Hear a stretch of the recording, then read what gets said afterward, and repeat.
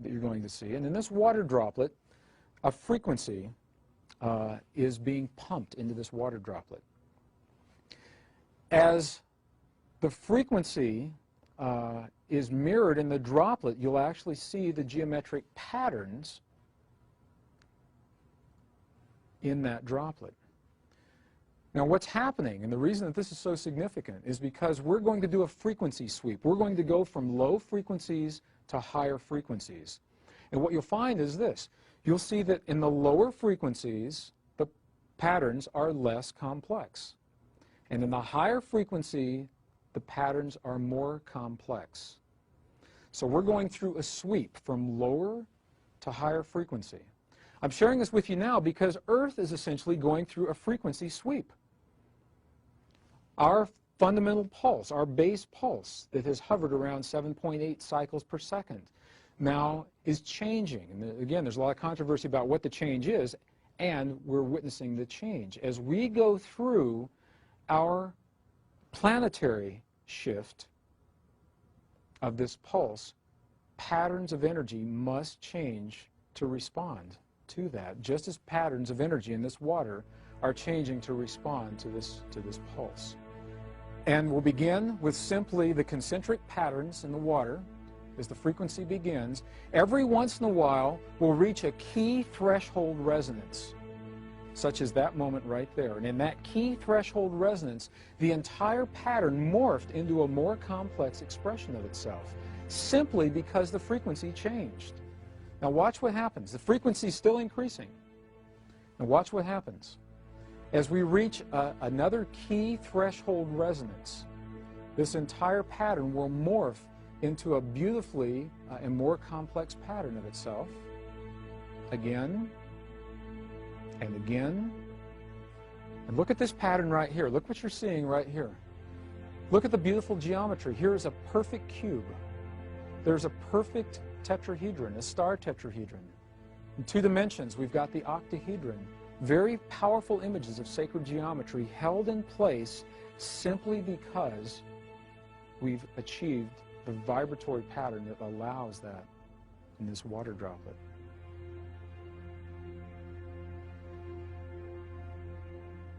And as the vibration increases, these patterns will become more and more complex. You can see the pulse from where you are. Can you see the pulse actually in the water?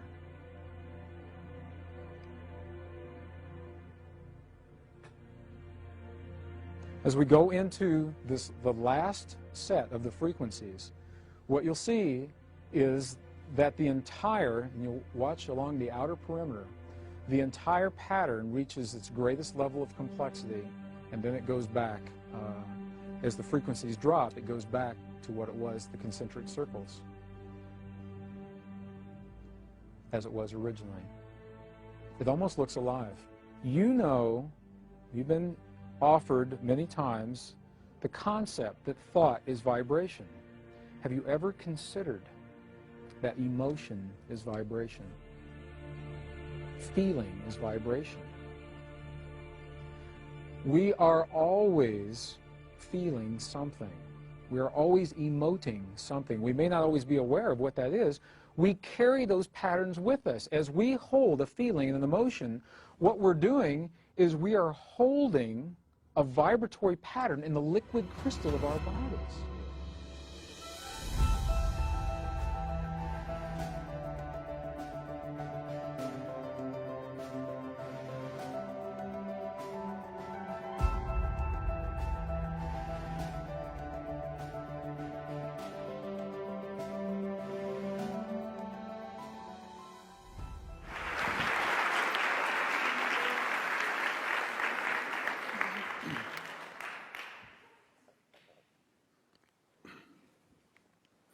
Usually I would be standing on this stage over here conducting the college orchestra because I'm a music professor.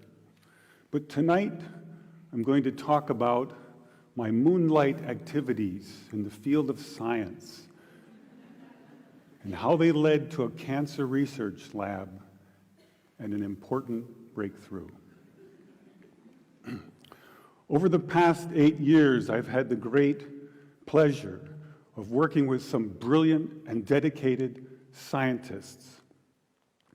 They were very open-minded, and we had a common dream that in the future, children would not have to suffer from cancer or from the terrible side effects of toxic drugs or radiation, because we believed there just had to be a better way. There had to be a better way, and we think we may have found it. A scientist said, "You're killing more cancer cells than as if you had used radiation." That same scientist went on, "If you had spent millions of dollars developing a new drug that killed this many cancer cells, it would be a home run." This was an astonishing thing to hear, especially for a music professor who had just completed his first experiments in a cancer lab. But we didn't use any radiation. We didn't use any drugs. So what did we do?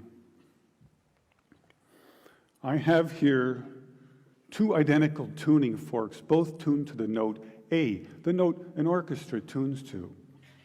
These forks are both made to vibrate 440 times per second. We say their frequency is 440 hertz. If I tap this fork, putting little pulses of energy into it, the second fork will also vibrate in sympathy. And if I silence this fork, we just may hear the other singing its tone.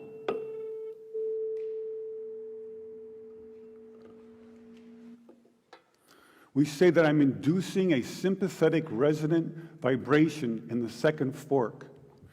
It only works because both forks are tuned to the exact same frequency. Now, many of us have seen this very charming young man on the internet who shatters crystal glasses with his powerful voice. But if you watch him carefully, you'll see that first he taps the glass with his finger and listens. The glass sings its natural resonant pitch. Then he takes a deep breath and sings a loud, long note. He induces a resonant vibration in the crystal glass. The vibration grows larger and larger and larger until the glass is shattered. On the other end of the scale, we have a giant bridge made out of concrete and steel, a suspension bridge, the Tacoma Narrows Bridge. Cars and trucks and buses are going over it every day. And unfortunately, where they built this bridge, there was a steady wind blowing across it. And one day, this wind induces a small vibration in the bridge, hardly noticeable. But the frequency of the vibration matches the resonant frequency of some part of the bridge. And the vibration gets larger and larger and larger until the bridge collapses into the river below. A destructive resonant frequency. So on one end of the scale, we have a giant concrete and steel bridge destroyed by resonance. And on the other, we have a small crystal glass shattered. So maybe we could shatter something even smaller, something really small, something you would need a microscope to see. Maybe we could shatter a living microorganism. But to do that, you'd need some sort of theory to serve as a basis. And we find that basis in a wonderful book called The Rainbow and the Worm, The Physics of Organisms, by a scientist, Mei-Wan Ho. And that book makes a very strong case that living organisms and cells are liquid crystals, or in the least, they have many properties of liquid crystals. Now, we're all familiar with liquid crystals because they are in our laptop computer screens. LCD display, liquid crystal display. And we can change the qualities of the liquid crystals in our computer screen by sending special electronic signals to it. We can change the color and the shape on the screen with these signals. So maybe we could change a biological living liquid crystal with a special electronic signal. But in order to do that, we would need some kind of device. So we searched the US patent database, and we find this invention by a physician, Dr. James Baer of Albuquerque, New Mexico. It's called a resonant frequency therapy device, and its purpose is to induce a resonant vibration in a living organism or cell. And there are two really important things about this device. The first is that it uses a very special kind of antenna.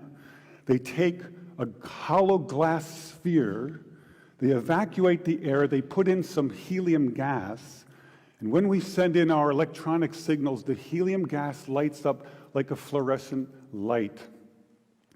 An electrified gas is called a plasma. So this is called a plasma antenna, and it has many special properties uniquely suited for this kind of work.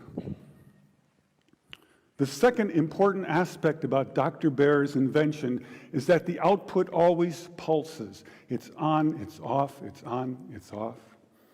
This is very important because when you're doing research on the effects of electromagnetic waves on living organisms and cells, if the signal is constantly on, you are in danger of inducing heat in those cells.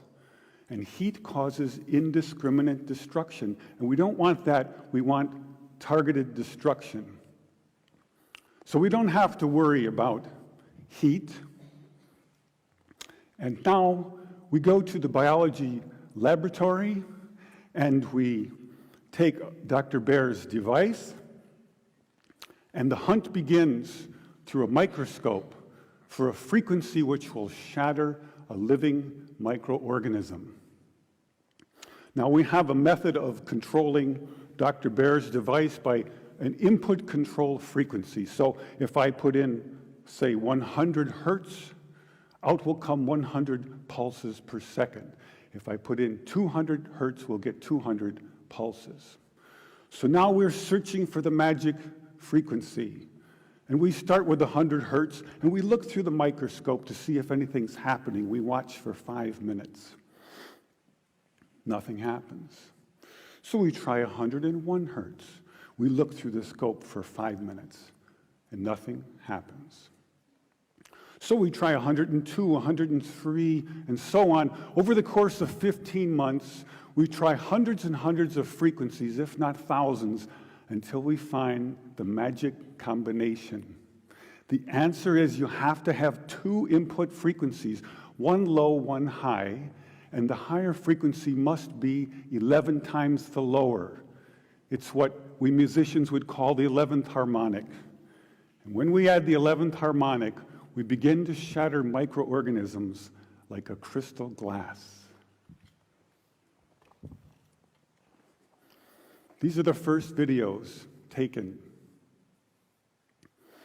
We showed these videos to our friends in the biology department. They said they hadn't seen anything quite like it. Seems to be a new phenomenon. These organisms are being shattered by our electronic signals. This is a harmless organism, almost friendly, a little blepharisma. And normally they're very fast swimmers, but when you approach a frequency to which they are vulnerable, they begin to slow down, then they stop, and then they begin to disintegrate within about 3 minutes. So now we know we can destroy a microorganism, and the question comes up, but can you target a specific organism with a specific frequency? So in this next video, you'll see a large organism in the center, a paramecium, undergoing disintegration, and swimming all around it, a tiny different organism, which is unharmed. If we're lucky, we'll also hear the audio as I narrate the experiment live in a noisy lab. Perhaps you can see this sort of fireworks effect happening in the growing blister to the right of the organism. And here comes a little neighbor wondering what's going on. Who's testing. And you can see blisters forming now on the lower left quadrant and upper left quadrant.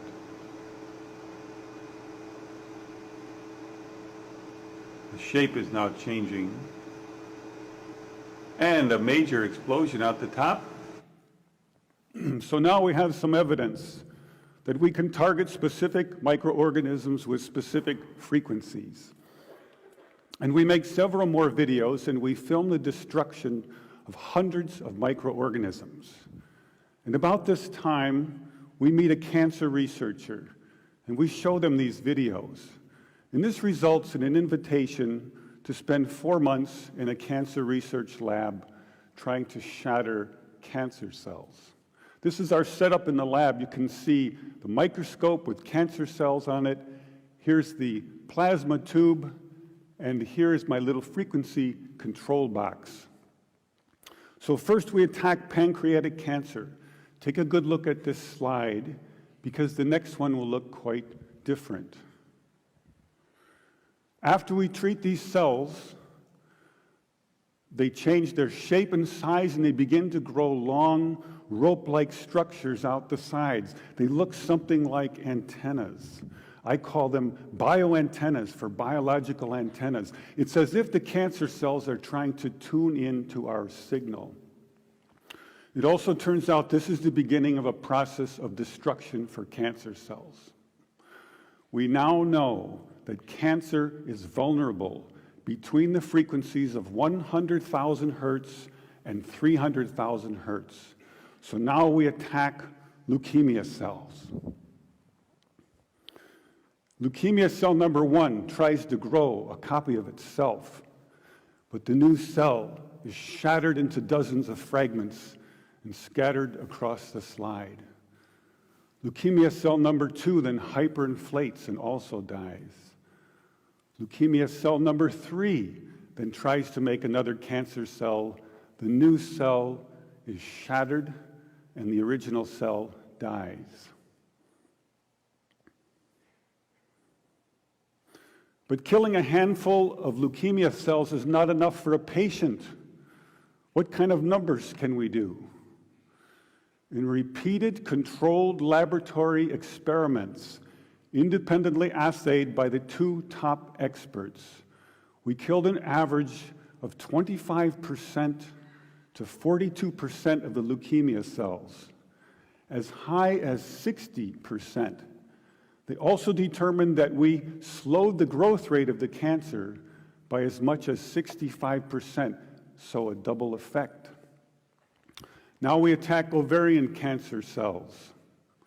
This is a more distant shot. Here you see brackets coming up around the cells, showing groups of ovarian cancer cells which are being destroyed.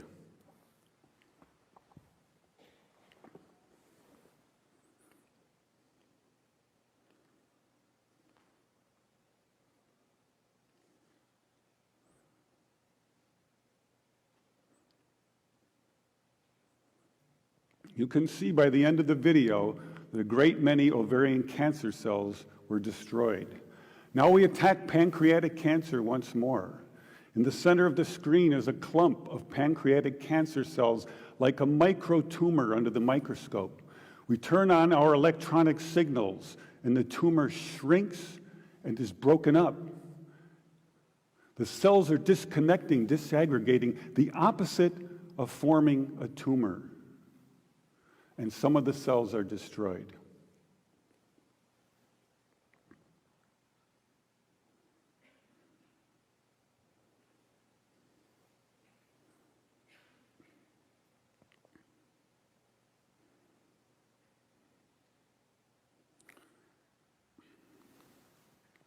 In our most recent work, we attacked the deadly organism MRSA.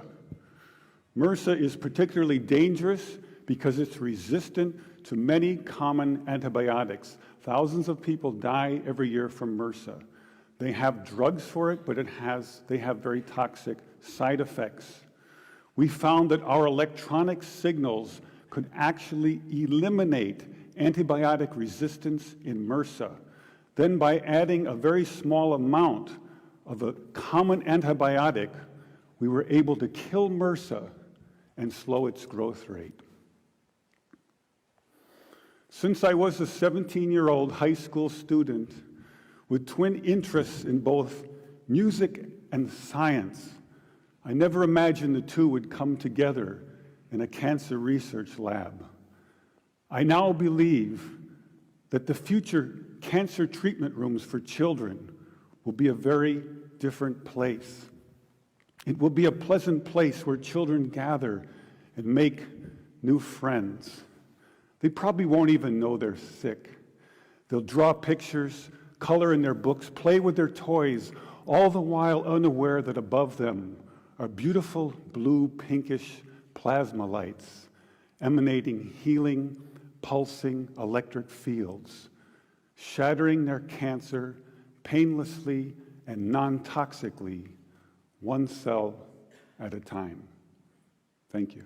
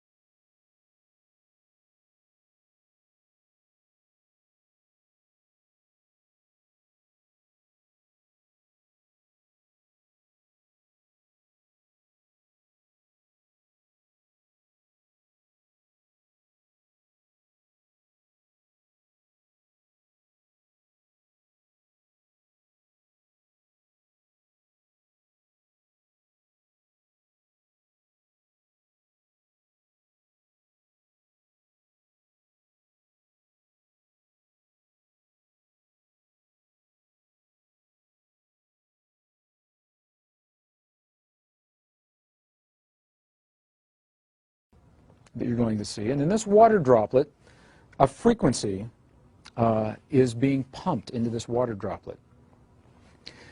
As the frequency is mirrored in the droplet, you'll actually see the geometric patterns in that droplet. Now what's happening, and the reason that this is so significant, is because we're going to do a frequency sweep. We're going to go from low frequencies to higher frequencies. And what you'll find is this. You'll see that in the lower frequencies, the patterns are less complex. And in the higher frequency, the patterns are more complex. So we're going through a sweep from lower to higher frequency. I'm sharing this with you now because Earth is essentially going through a frequency sweep.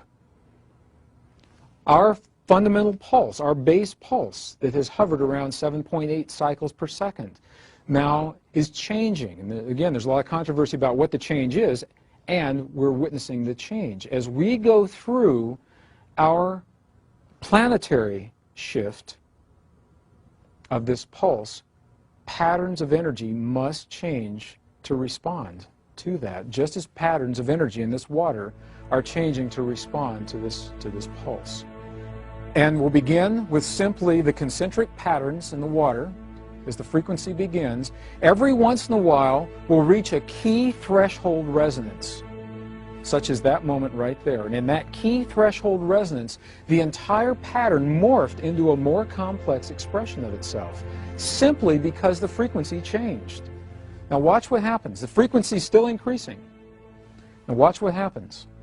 As we reach another key threshold resonance, this entire pattern will morph into a beautifully and more complex pattern of itself, again and again.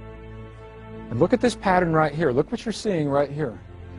Look at the beautiful geometry. Here is a perfect cube. There's a perfect tetrahedron, a star tetrahedron. In 2 dimensions, we've got the octahedron. Very powerful images of sacred geometry held in place simply because we've achieved the vibratory pattern that allows that in this water droplet.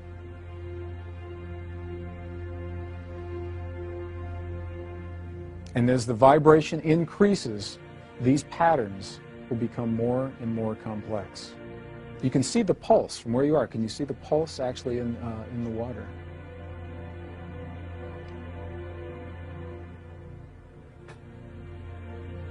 As we go into the last set of the frequencies, what you'll see is that the entire, and you'll watch along the outer perimeter, the entire pattern reaches its greatest level of complexity, and then it goes back, as the frequencies drop, it goes back to what it was, the concentric circles,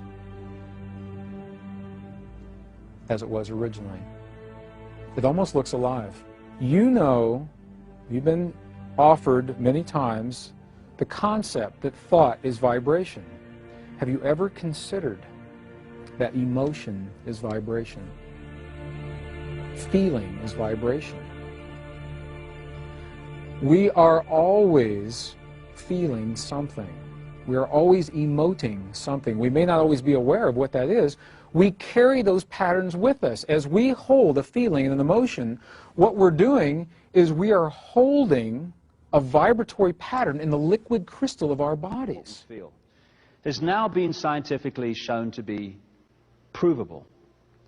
And what you're going to see now are what happens to particles of sand and other various particles when a sound resonates across a plate and resonates those particles in tune with the sound. Because when we think, we're not just sending out a wave which resonates the energy, we're sending out on a frequency outside of the range of human hearing, we're sending out a sound. Everything is sound. When we think, a sound goes out, it resonates the energy around us to that sound. And what you're about to see are some pictures that show this happening when sound is introduced, and how sound takes random particles and turns it into astonishing form. And that's how this universe was created. In the beginning was the Word, and the Word was sound. So what you're looking at here is merely particles formed into patterns by sound. They were all over the place to start with, just in random positions on the plate. As soon as the sound appears, they form into these patterns, because everything is sound, and it is sound that turns matter and energy into form. Patterns on wings of birds and insects are all the manifestation of the sound vibrations.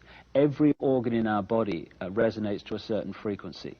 And when our thoughts and emotions and stress and the vibrations that causes de-harmonize the vibrational state of our various parts of our body, we become ill. We think ourselves into illness because we're affecting the vibrational state of the body.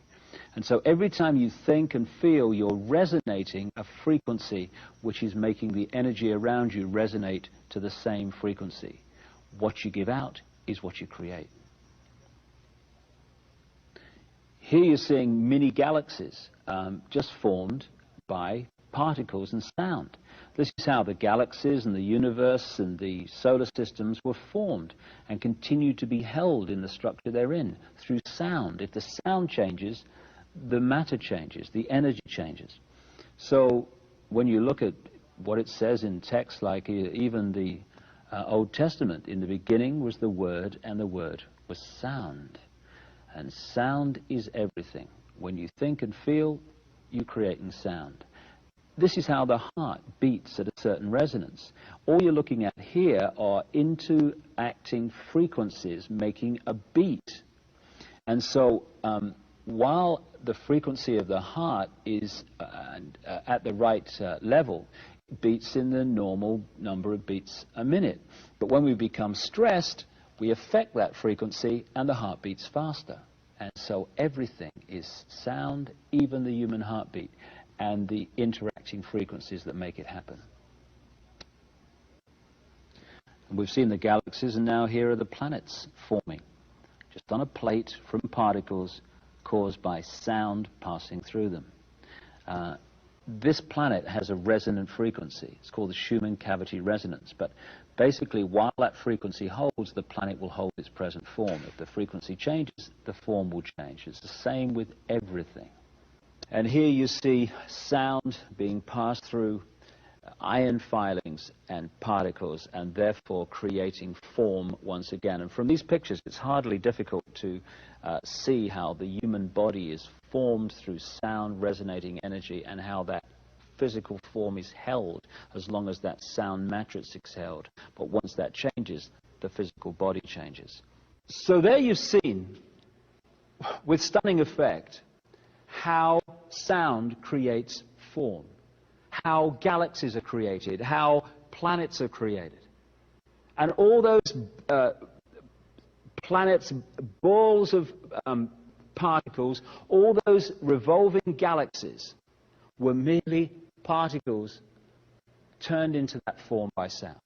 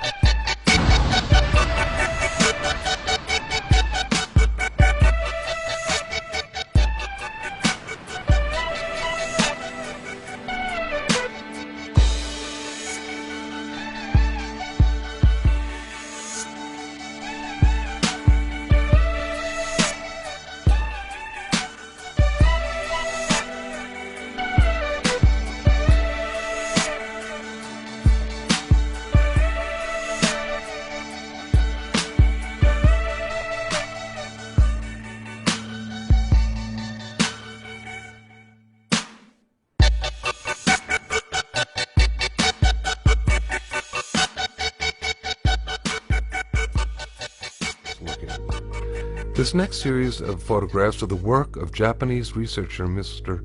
Masaru Emoto from his book, The Message from Water.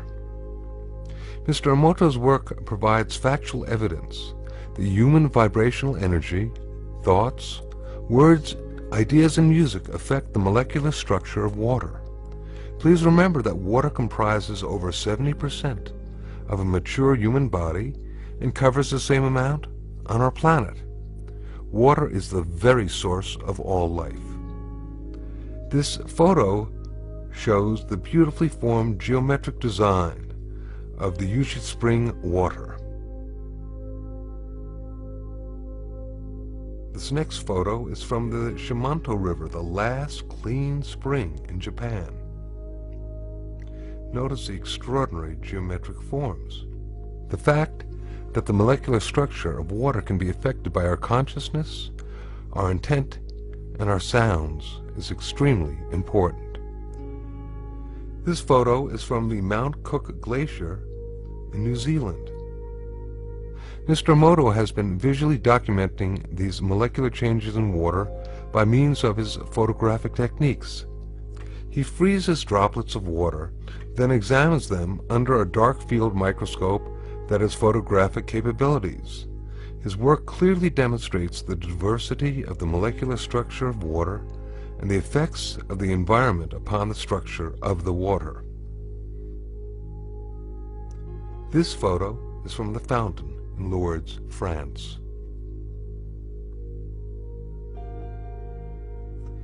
This photo is from contaminated water from the Yodo River in Japan. In this photo we can compare the contaminated water with clean stream water. Look at the difference. Mr. Emoto decided to see what effects music would have upon the structure of water. He placed distilled water between two speakers for several hours while playing different music and then photographing the crystals that formed after the water was frozen. This photo is of water being exposed to Beethoven's Pastorale. This photo is the effect of Bach's Air for the G-string on the water.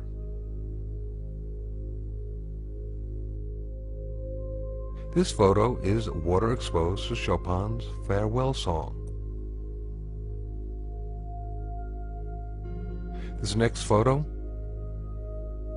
is water being exposed and affected to music that was designed for healing.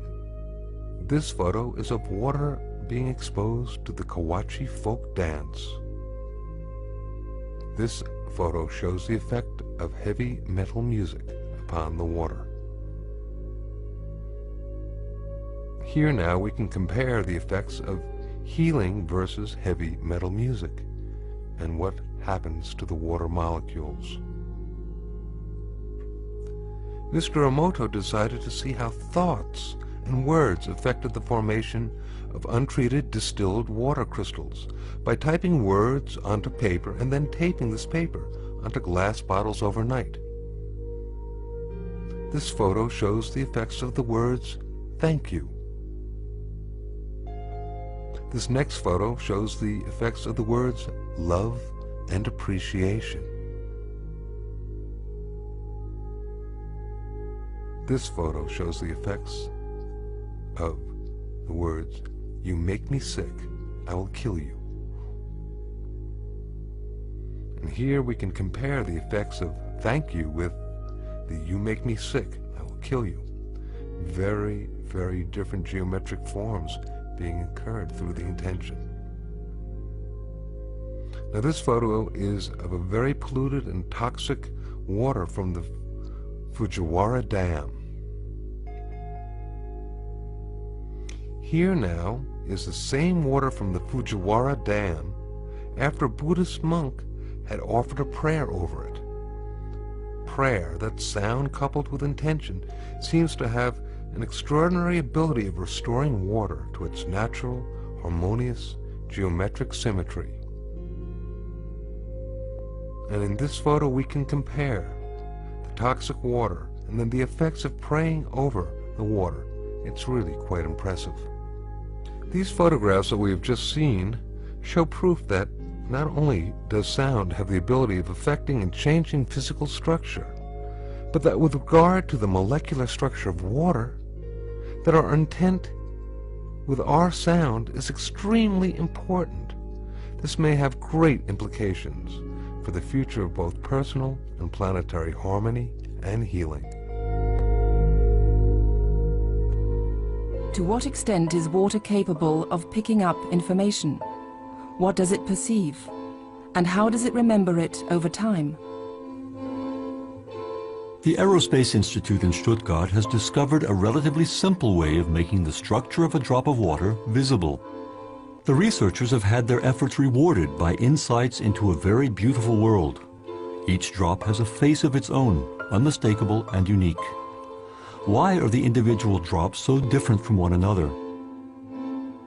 We got a lot of people to come to a lecture hall here at the Institute, gave them all the same water, had them make drops at exactly the same time, collected all the drops, and then discovered that each individual produced different images from the same water. And here you can see the results. Here on the right you can see that the images of the individual students are different, but those made by a given student are all quite similar.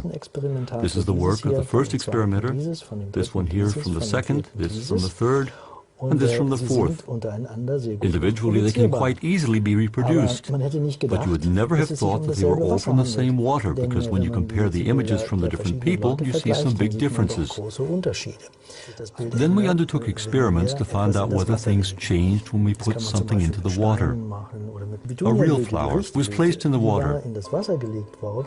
A while later we took a drop of water, and here you can see one of the pictures. And you can see it in this picture. It's the typical image you get when you put a flower into water. You could recognize the flower in every single drop in this glass, of course. That can be reproduced and has significance. And if you were to put a different flower in here, for example, a Sweet William flower, then all the drops of this water would look like Sweet William.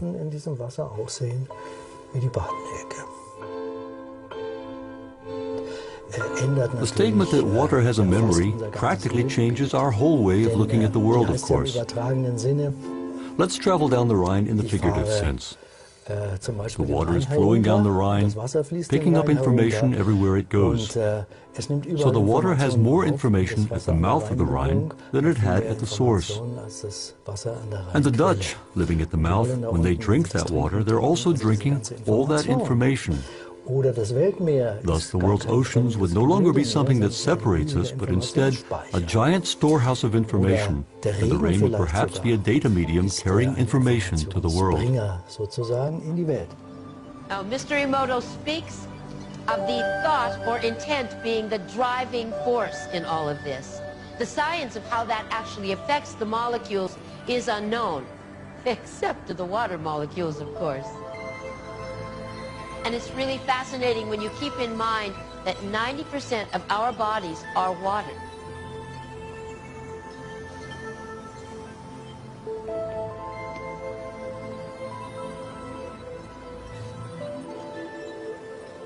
Makes you wonder, doesn't it? If thoughts can do that to water, imagine what our thoughts can do to us.